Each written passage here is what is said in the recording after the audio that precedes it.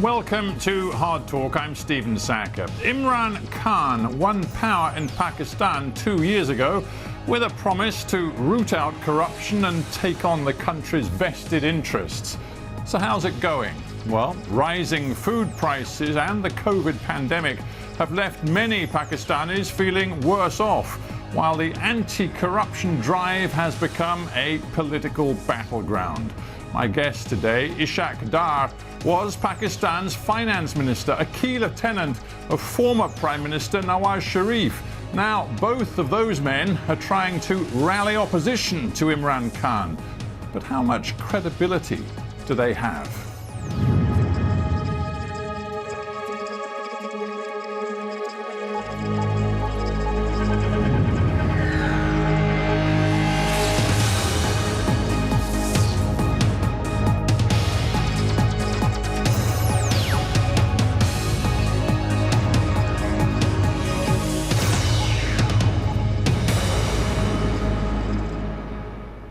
Ishaq Dar, welcome to Hard Talk. Thank you for inviting me.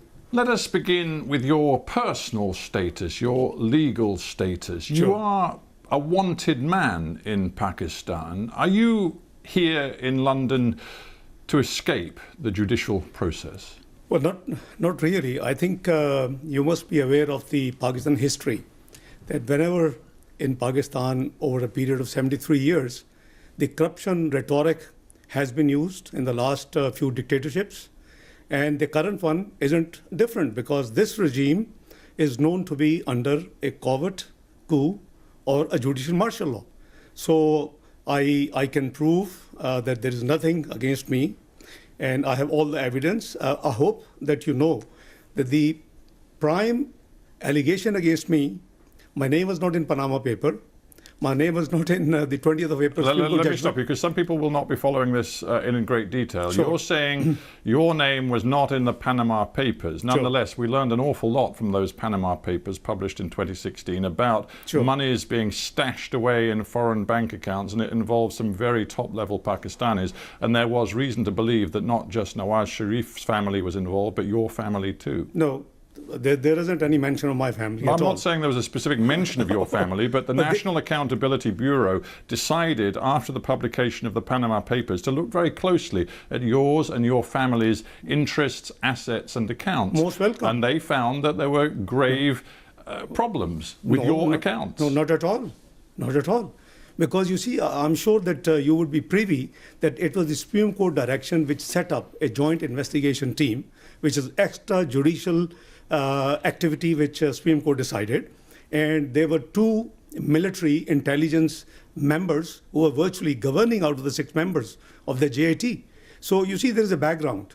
Well, I'm actually interested in what's known in Pakistan as the National Accountability Bureau, which is the main agency of anti-corruption. Yeah, and they look very carefully at you and your family's interests, as you well know. And in September 2017, they concluded that you and your family owned assets, quote, beyond your known sources of income. They said quite specifically, the accused, that is you, has acquired assets and pecuniary interests, resources in his own name and the name of dependents, totaling roughly $6 million US dollars, more than 830 million Pakistani rupees. Now, is it your contention that the National Accountability Bureau has no integrity? It has lost its integrity long time back. It is an institution which is used against political opponents. But you didn't say that with respect, sir, when you were a very senior serving government minister. No, I did. I held press conference and I explained, by the way, this number is as per my tax return. I never missed. You see, the prime allegation against me, which was in the JIT report, on the basis of which Supreme Court directed NAB to file a reference, was that I did not file 20 years tax returns in Pakistan, 1981 to 2001. A UK qualified chartered accountant, never missed reporting his tax matters in UK when he was here till 1976. And then in the North America, 2 years, and in Pakistan since 70, and I've missed any tax return. So this is such a blatant allegation. Is it? Well, in that case, let's be very open and transparent with each other. I've interviewed many government officials and ministers around the world over many years, and they always say, oh, I'm not responsible for any corruption at all, and I believe in transparency. I do. You do? Oh, so yes, how many properties do you and your family own? It's all declared in my tax returns. Well, give me the answer, because I don't know. How many properties do you and your family own? I have my main residence in Pakistan, which has been taken over by this regime. So I haven't got too many properties. But how many properties do you and your family own? My net worth is what has been reported. How many properties do you and your family own? One. One sole residence. You and your family own Yes, one property. my sole residence. So all of these stories in the Pakistani press about multiple properties owned by your family inside Pakistan, property interests overseas, including in Dubai, wherever, and we're sitting in London. We're sitting in London. You own nothing in London? No. Your family, not just you, your family. No, not at all. Own nothing? No, because Dubai?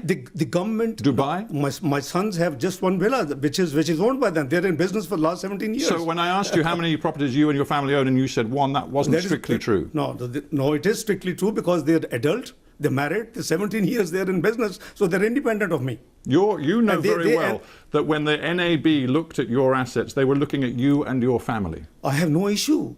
My family, everything is accounted for. That's exactly, you see. If all of this is so clear-cut, you only own one property in the entire world, your tax records have been kept and given to the authorities over the last 20 years, if everything is so crystal clear, why do you not go to Pakistan and make this case in a court of law? Well, the court of law, my lawyers were there. I'm here for medical treatment. I have a cervical issue.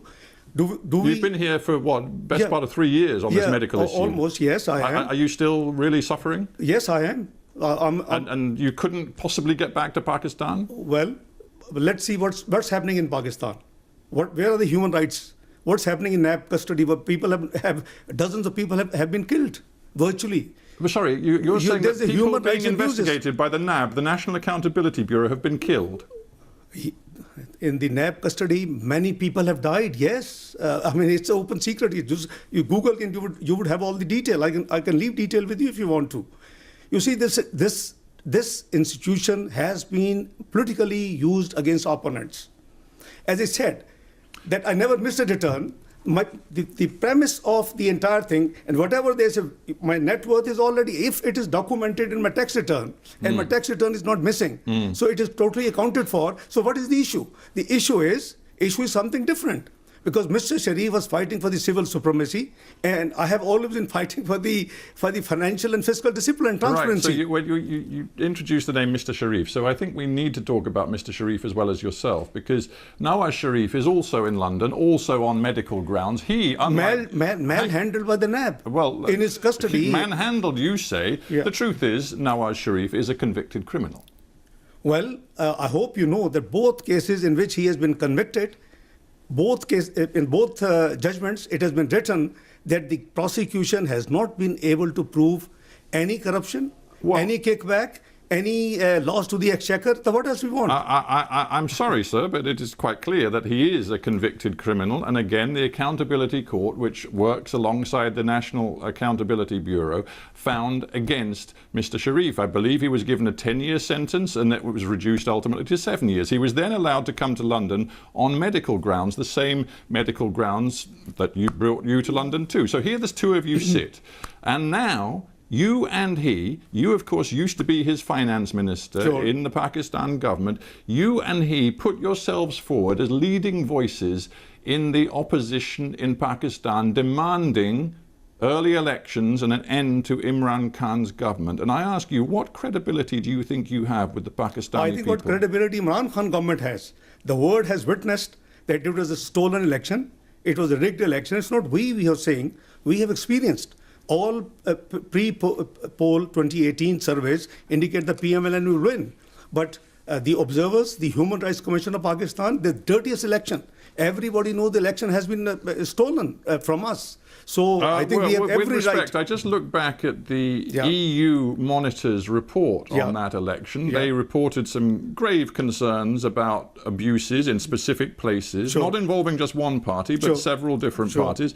But the final and ultimate conclusion was that they believed the result was credible, that Imran Khan's election victory in 2018 was credible. That was the conclusion of the EU report. Then you haven't read all the reports. The Human Rights Commission of Pakistan. You can cherry pick the most negative. I'm telling you that the EU monitors, highly respected, independent monitors, looked at everything that happened in Pakistan, and they concluded that Imran Khan's victory was credible. No, Free and Fair Election Network, which is the global one. Do we have any question on their integrity? What do they report? I don't believe that there's ever been an election in Pakistan without some abuses where every single thing was conducted with freedom and integrity. That doesn't work in Pakistan. The truth is, Imran Khan has a democratic mandate. He's been in power for 2 years, and you are now saying to the Pakistani people he must be removed from office. Mr. Sackur, this election has been stolen. It was a rigged election. There was a pre-poll rigging. Electables from our party were pushed to his party using the NAB. During the day, the results transmission system was choked off and was put off for hours. Our polling agents were expelled from the poll. Fafin has reported 35 seats were rigged and stolen. Otherwise, he would have never been in government. Well, your party chooses to say that. I would simply come back to Michael Gala, the chief of the the EU monitoring team, who said overall, I think you have to this read the whole election result is credible. Well, this. You haven't read the whole report. Let's go to the whole report of EU chief. Please go through what did he say before this last sentence. Well, of course, his conclusion is the most important thing. I think you'd agree. Maybe you wouldn't. Okay, let's move on. Let's talk about what your tactics are now. Because as I've said, you and Nawaz Sharif are sending your video links back into Pakistan, sometimes to thousands of people, demanding an early end to the Imran Khan government. And this is what, just a month ago, Nawaz Sharif said to thousands of people in Punjab. He said that the integrity of the army chief, General Qamar Javed Bajwa, had disappeared. He said that the general was responsible for levering him out of office and rigging 2018, as you've said. Quote, this is what Nawaz Sharif said. Directly to the general, the chief of the army, he said, you packed up our government and you put the nation at the altar of your own wishes. You rejected the people's choice in elections and installed an inefficient, incapable group, leading to economic catastrophe. What an extraordinary thing to say of your country's chief of army. It's a reality. The buck stops at the top. And the deep state is known what deep state does in Pakistan. Is it a surprise to you, Mr. Sackur? It is known to the world. As Hillary Clinton the other day just gave an interview. And she said, what is deep state? Quoting Pakistan as an example. So please, we must be fair to analyze things. The election was stolen. It started off from Dawn leaks. Mr. Sharif has been struggling for the supremacy of democracy, for the supremacy of parliament, and I have been struggling for the fiscal and discipline and the transparency. Is it wrong? UK has been upholding the democracy and the democratic values. We would think that you would be supporting us. So let us be clear. You are saying that the Pakistani military, the army in particular, are subverting all democratic processes in your country. Is that what you're saying? This is the global reports. It's not... No, I want to be clear what you're saying. Because the Pakistani people will be listening to this interview, and you are condemning the military of your own country as subverting your democracy. It's not the military. I think we have to talk about the individuals. It's not all the entire institution. I think let's create a difference. It's the wish list, it's the plan of certain people who enforce in Pakistan martial law. So you're saying the army is led by General Bajwa, who in yours and Nawaz Sharif's opinion is entirely subverting democracy. Is that what you're saying? Well, I think I want to be clear. Let's re-articulate. What we are saying, that if the elections were rigged, it is now established without any ray of doubt. So if the elections were rigged and somebody has been planning. It's not we. It is the Interior Minister of Pakistan gave a statement that if Mr. Sharif had not got problem with the deep state and the institutions, he would have been fourth-time Prime Minister. Why would he say it? So let me be clear. You're now alleging that this is entirely unacceptable when your erstwhile boss and your very close ally, Nawaz Sharif, was working hand in glove with Pakistan's military dictator, General Zia, for many years. And suddenly he's decided that the military and the way they interfere in politics in Pakistan is entirely unacceptable. What kind of hypocrisy is that? No, I disbelieve this analysis. Frankly speaking, I disagree with you. Well, what bit of what I've just said is maybe wrong? Evolution process. Evolution process. Yeah, because oh, you mean because then he was in power and now he's out of power, so he's really angry with the army because they won't work with him. No, it's not the first time. It's the third time he was Prime Minister. And Imran Khan, own Interior Minister, tells the whole world that Mr. Sharif would have been fourth-time Prime Minister if he had not got trouble with the establishment. You see, Imran Khan may be unpopular in Pakistan now, but when he heard what Nawaz Sharif said last month at that rally, when he directly targeted the Chief of Army, Imran Khan said this. He said, "How dare Nawaz Sharif point to the general and blame him for what is happening in Pakistan when for years Mr. Nawaz Sharif polished the boots of a former military dictator." When Imran Khan said that, I dare say he actually had a great deal of sympathy from many Pakistanis who know hypocrisy when they see it. I think you probably haven't seen his 21 clips, how he has been maligning the military army chief, the intelligence services of Pakistan. And not too long before, it's just last year when he was in the United States, he gave a statement that it is the ISI, our intelligence service, which actually was responsible for the Osama bin Laden and its killing, etc., etc. So I think when he was out of power, when he was in opposition, he had given 21 different statements at different times. He was known as Taliban Khan.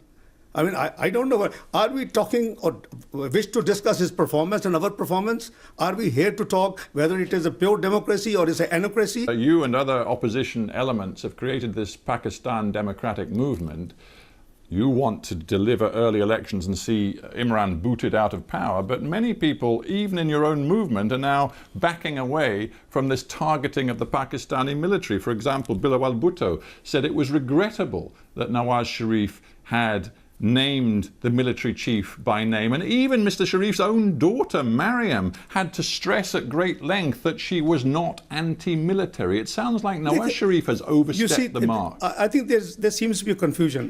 Mr. Nawaz Sharif as Prime Minister or otherwise is not anti-military. Please, let's be very clear. He blames certain individuals, and as I said, the buck stops at the top. If the Dawn leaks were there. There's a huge, history about that. I'm sure you will be privy to Dawn leaks. It relates to FATF. It relates to Pakistan going back to grey, which we brought out from grey, and it was white. So I think, if Mr. Sharif talks of certain interventions which are against the oath, against the Constitution of Pakistan, is something wrong? Let's talk about politics and your message to your own people. We know that Pakistani people are suffering right now. Food price inflation is soaring. COVID-19 is seeing a second surge in your country, creating real economic difficulties. There's going to be barely any growth in the Pakistan economy this year. In the midst of all of that, you are creating a new level of political instability, demanding that Imran call early elections, calling him illegitimate, banging on about the vote rigging, claiming that the army is really in power. Do you think that your approach is really helping the interests of the Pakistani people? I think you have to be neutral umpire, Mr. Sackur, for a moment. 2014, we won the election 2013, massive majority, 2/3 almost.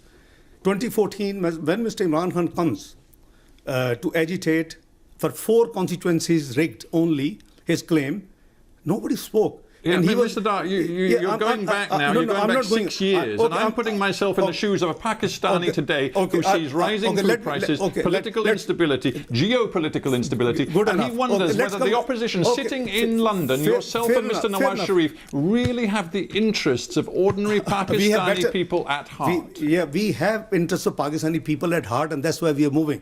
This country had witnessed double revenue collection in our tenure of 5 years, lowest inflation, lowest interest rates, best performing stock market in the South Asia, most stable currency, highest GDP growth in 11 years, 5.8%.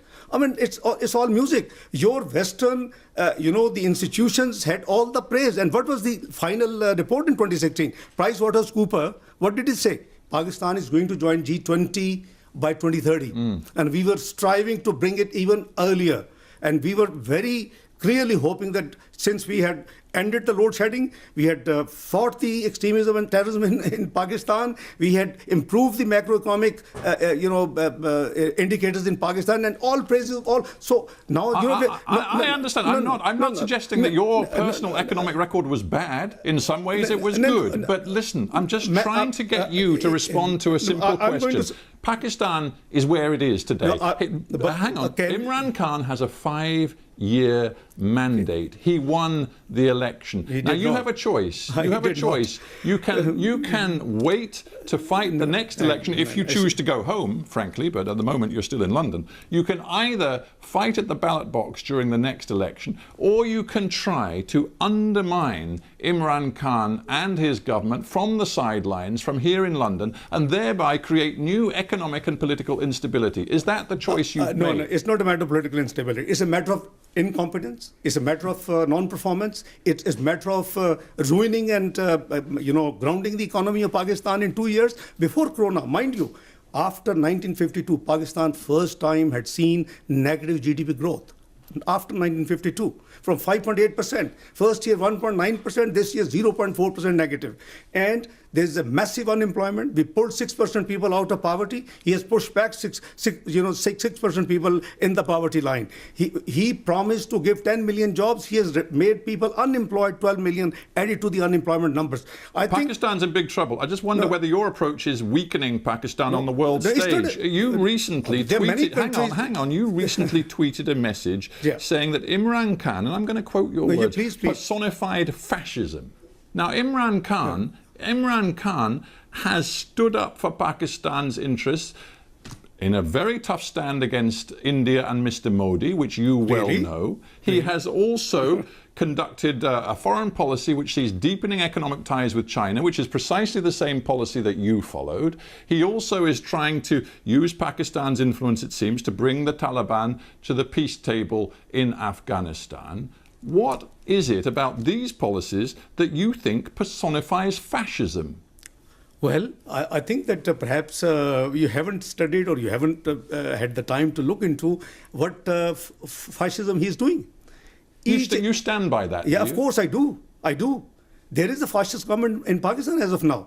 You're trying to mobilize tens of thousands of people on the streets in different Pakistani cities, even when there's a COVID pandemic. Your message is that we must bring Imran Khan's government down by the middle of the year and have new elections. You haven't succeeded so far. What's your next move? Well, Mr. Sackur, I think you haven't seen Mr. Imran Khan during the same, you see, the PDM gatherings started from 16th of October.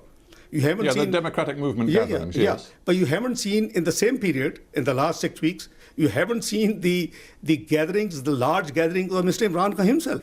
COVID would not spread. What is your next move? Well, our ultimate aim and our ultimate goal is supremacy of democracy in Pakistan, the free and fair election, which would be transparent and should be acceptable to the world observers. And presumably the rule of law. And the rule of law. So will you go home to face the rule of law? Of course I will. Rule of law and transparency. And the constitution has to be, all institution has to work within the domain which has been prescribed in the Constitution of Islamic Republic of Pakistan. I think we'll be very happy. So right now when I tweeted, I have no regret, and it is the ground reality.